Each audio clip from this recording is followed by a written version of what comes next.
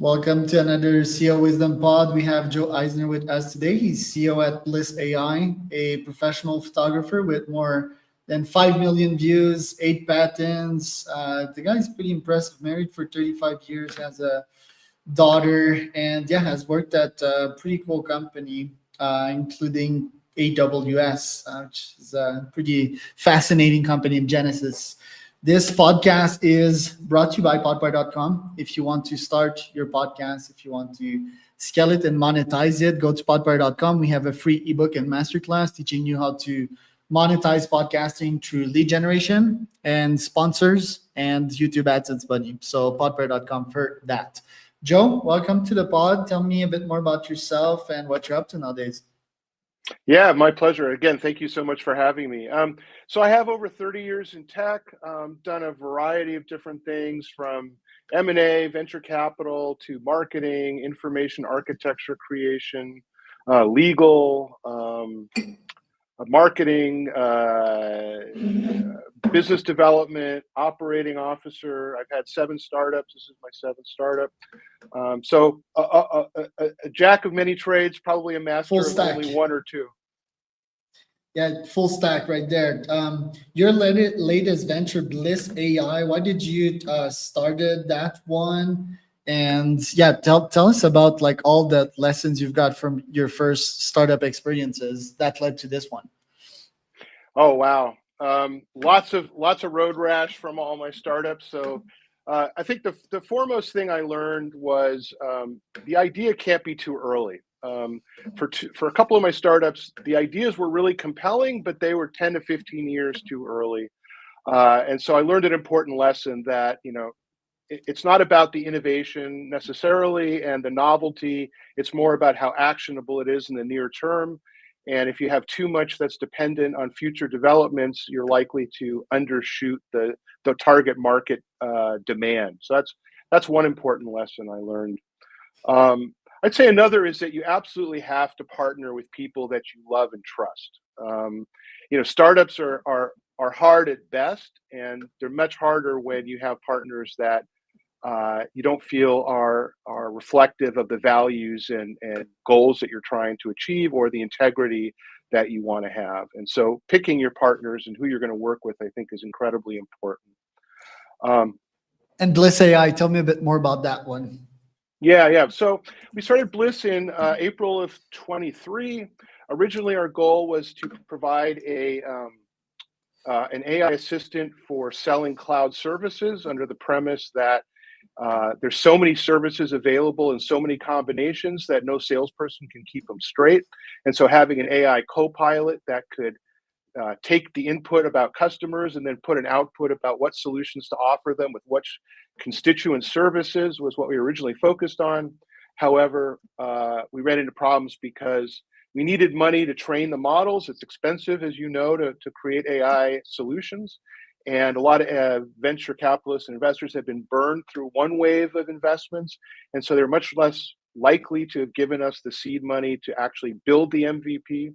So we pivoted to what we're doing now, which is very immediate need, which doesn't require us to build a lot immediately. And that is around taking customer interactions from call centers and making them into formats that anybody can read and access outside these proprietary systems, and making it ingestible into AI.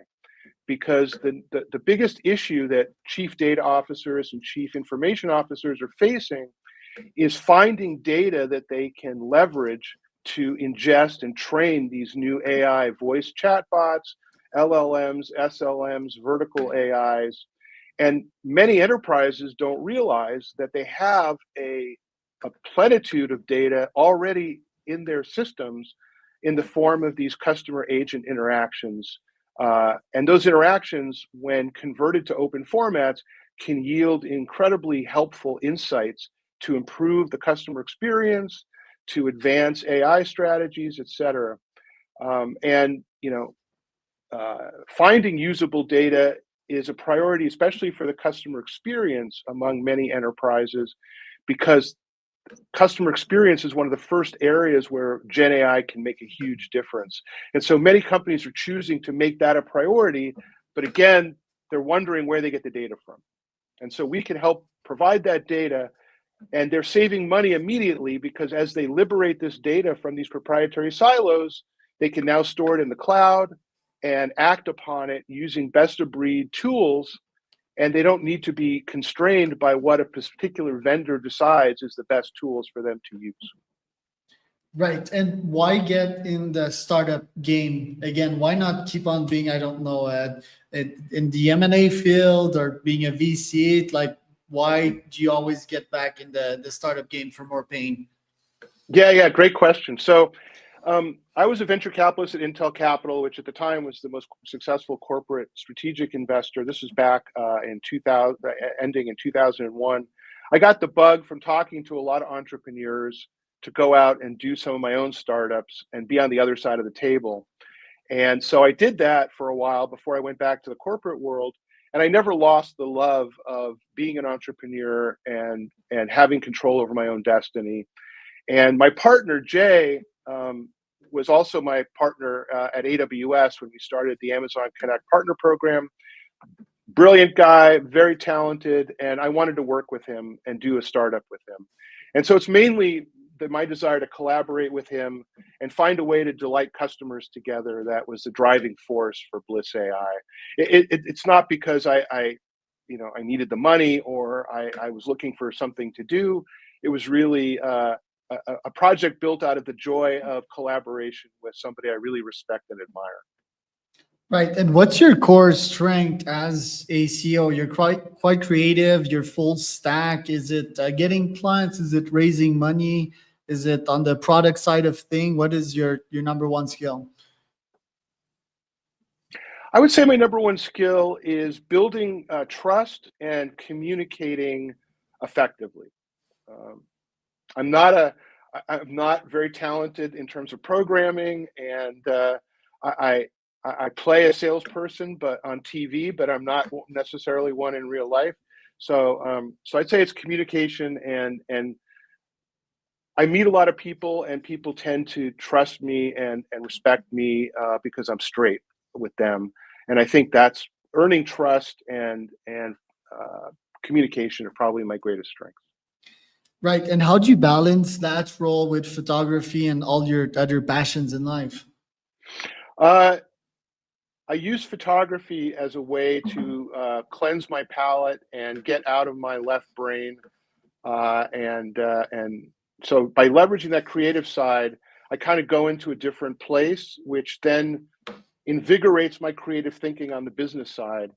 The photography is really something, you have to make a point of doing it and making it ongoing, because it's easy to kind of abandon it for long periods of time.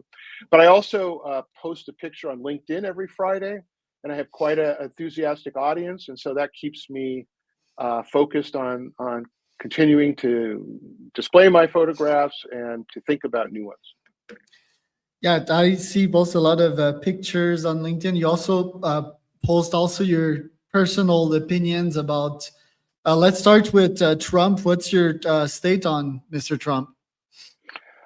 I am very fearful for the future of our country. I was devastated when he got reelected. I feel he's an imminent threat to democracy, to the rule of law, and to everything that I hold decent. The only thing I agree with him on is that other countries in the UN should pay their fair share, and that the mysteries about JFK and MLK should be released. But with those exceptions, there's almost nothing that I find admirable or acceptable about his perspective. Yeah, I'm pretty much of the same opinion. I do think that he's going to be good for the economy, though. It's good that he's sort of no bullshit type of human being, but his opinions are so flawed that it breaks the full purpose, right? I believe humans should be transparent. I don't believe in bureaucracy. I believe people should express themselves and be their true selves. But what if their true selves is being a despicable human being? That, especially when you have that as a leader, right? So yeah, but I think economically he's gonna be good. Trump vs other administration. Would you agree with that? I respectfully disagree. And the reason I disagree is that at this point in history in the United States, economic inequality is at the greatest level that it's been in history.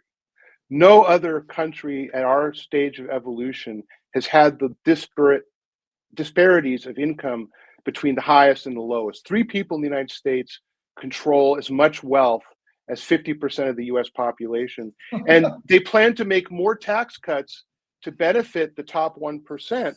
Now, people Yeah. who are in their 20s and 30s who are having a tough time finding employment are, I mean, like Scott Galloway is predicting, are going to rise up. They're going to, and you couple the economic policies of Trump favoring the highest earners or wealth individuals with AI displacing 30, 40% or more of jobs, and you have a yacht of people who are very unhappy and aren't going to remain unhappy. They're going to do something about it.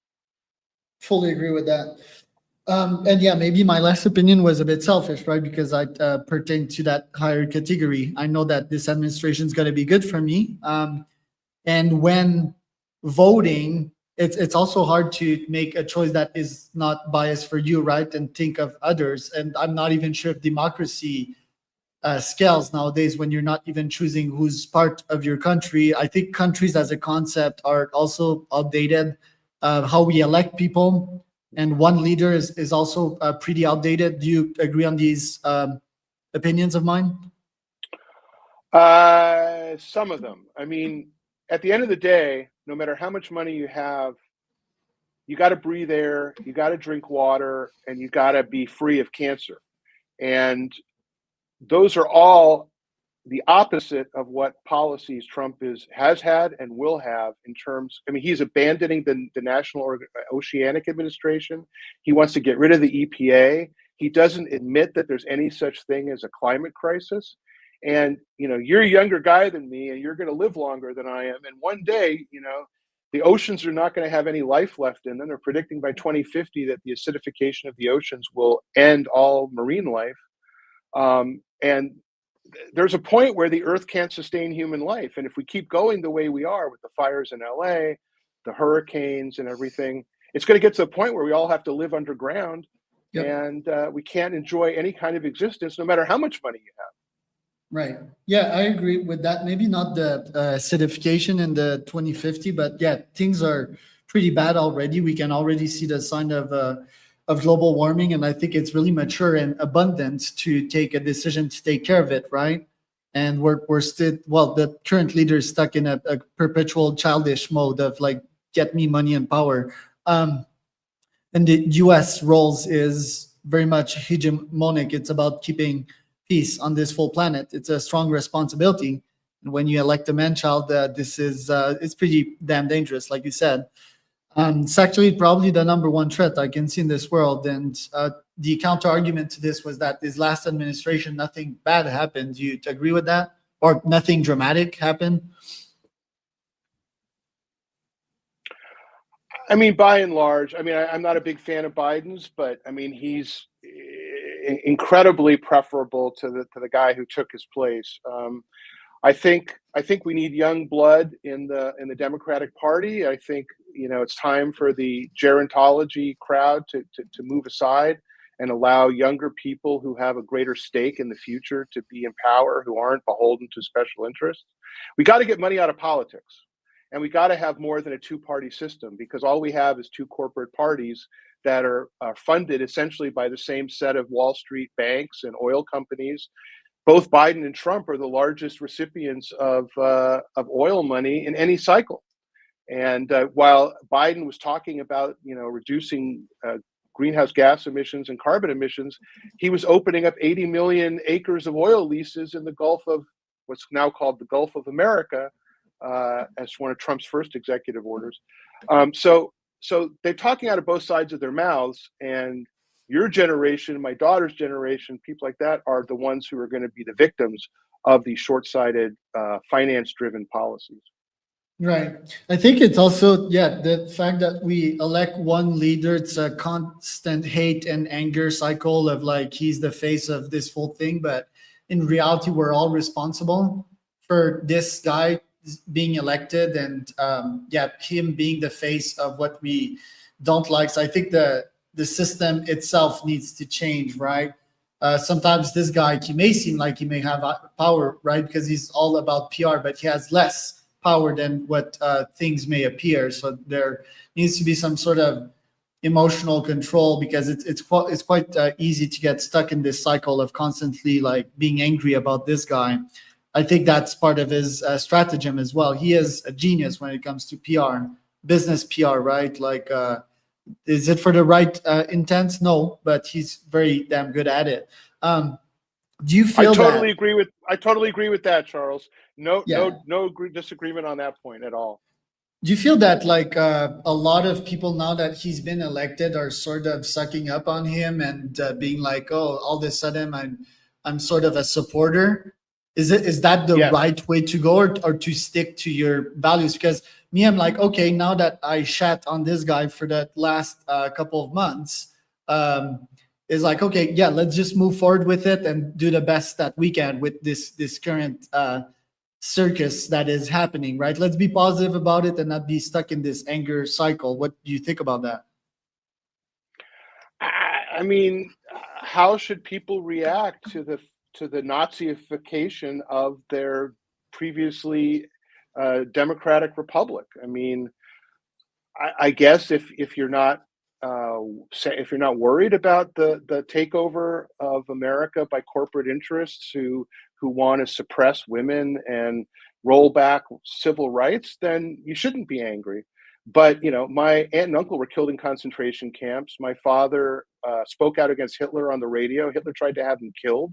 He narrowly got out of Europe.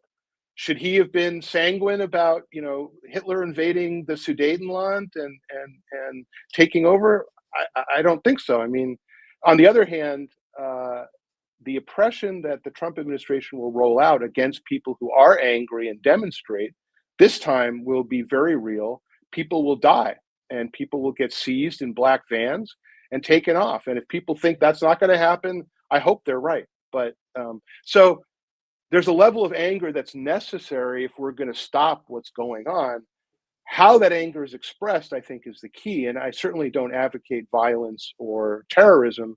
On the other hand, if Trump controls not only the official military, but also the Proud Boys and militias who do his bidding off the grid, how do you react to that?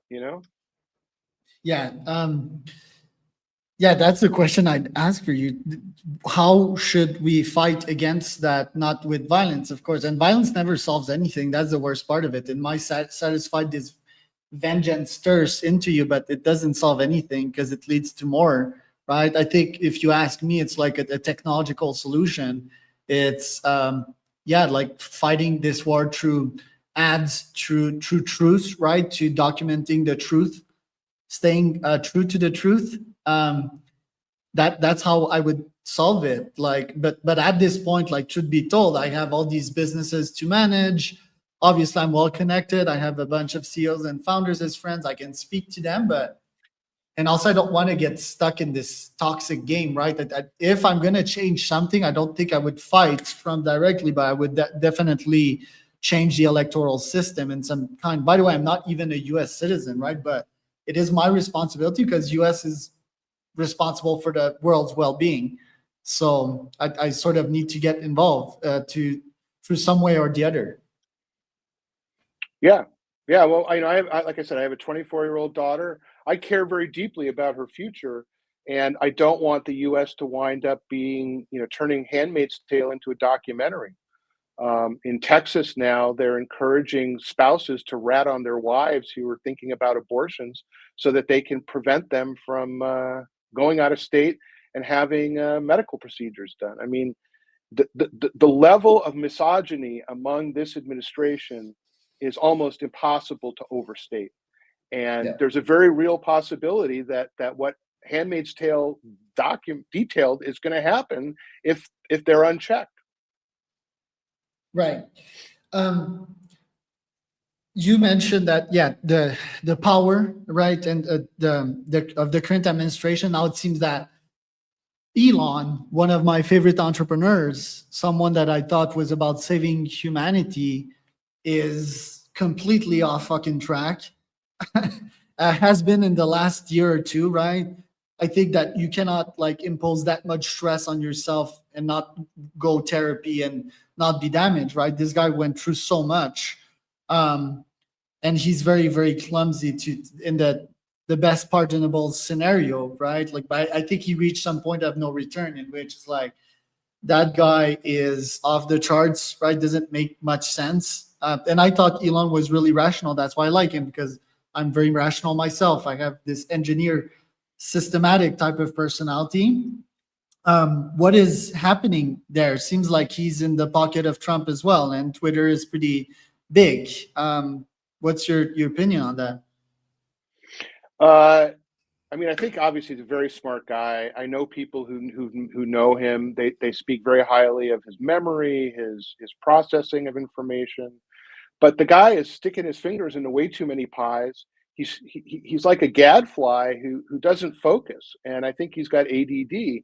I think he's run Twitter into the ground.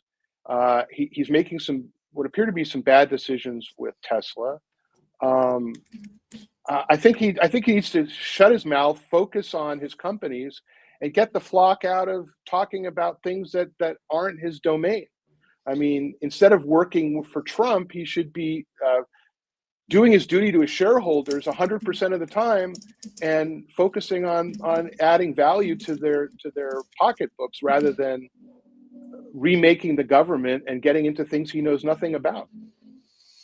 Yeah, I mean, I think people should experiment, and my hopes with Elon is that like his mind takes traction and learns quickly about these things, right? He's very smart, as you said. Maybe in the last few years been incredibly stressful for him, and yes, we can see the ADD. He's playing video games in his part time, which also favors that. And he's cheating. He's buying his way to victory in those video games. He can't even play. He can't even play fair and square. I need to research more on that, but yeah, my hopes would be that he picks up traction on the human side of things, because at the end of the day, he also wants to colonize Mars, right? And imagine this guy leading a colony on Mars, how messed up it would be. Like people would kill each other pretty quick, and I don't think it would scale his colony. Well, from what I'm seeing right now, right? And he's also playing in a defined system that needs to be changed eventually. But yeah, he just seems wild and sort of dangerous. It's certainly not the what I pictured of Elon. This great leader that has humanitarian values, and that could potentially scale and save humanity, right? Even in the AI space, we can see that he's jealous of Altman with OpenAI, and instead of just collaborating and just building something for humanity, it seems that he's using humanity sort of as an excuse to just justify his own survival, which makes a lot of sense, by the way. I was sort of guilty of that myself before, but yeah, it's just like, where can this lead us? Because every time I open my Twitter now, it's Elon popping on top. I'm not even following him, and I signal to the algorithm about 50 to 100 times that I'm not interested in his fucking content, and he keeps popping back, right? And the other day I made a mistake to click on Trump's profile, and so much shit started to pop on my Twitter feed. And by the way, it was violence. I clicked Trump's profile, and what I see after that on my feed, street fights. And then I was like, okay, this is dangerous, right? That means that the algorithm is automatically referencing and filtering out and suggesting to people that follow Trump's, which makes sense, right? That, yeah, violence, some stuff that incites anger and violence. And yeah, it's pretty worrying. I'm not sure if that could lead to like a cataclysmic event and something really bad, like you mentioned Hitler. But yeah, it's tough emotionally as well, right? To be like in the middle of that and try to manage that and find solution. I personally use ChatGPT a lot to have a brain sparring partner, right? And try to make sense of all of that, and not to be too distracted by it. What's your your strategy to stay sane in this 2025 reality/world? Yeah, another great question. I'm disengaging from a lot of I was following politics very closely through the Biden administration with all the developments with Trump. And I made a vow to myself and indirectly to my family to kind of back off of the tracking on such a regular basis, because a million people more than voted for Harris voted for Trump. And assuming that it was all fair and square, the decision was made, and we're on the roller coaster whether we like it or not. And all we can do is try to remain true to our human values, like you were talking about, and be kind and find joy where we can, and not allow the worst effects of the administration to be felt.